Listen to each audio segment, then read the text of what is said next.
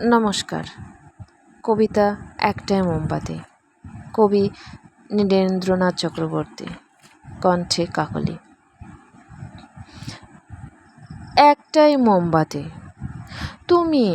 তুমি তাকে কেন দুদিকে জ্বেলেছ?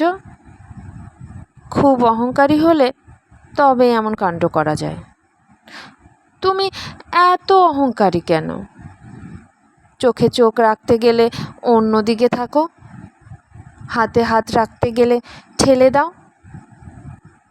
হাতের আমলকি মালা হঠাৎ টান মেরে তুমি ফেলে দাও, অথচ তারপরে এত শান্ত স্বরে কথা বললো যেন কিছুই হয়নি, যেন যা কিছু যেমন ছিল ঠিক তেমনি আছে।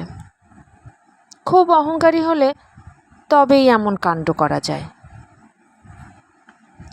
অথচ এমন কাণ্ড করবার এখনই কোনো দরকার ছিল না।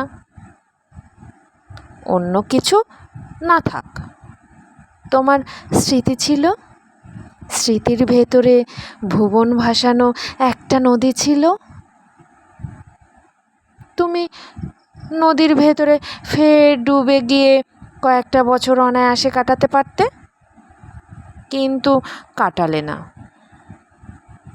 এখনই দপ করে তুমি জ্বলে উঠলে ব্লাউজের হলুদে। খুব অহংকারী হলে তবে এমন কাণ্ড করা যায়। তুমি এত অহংকারী কেন? একটাই মোমবাতি, তবু অলংকারে তাকে তুমি দুদিকে জ্বেলেছ। ধন্যবাদ।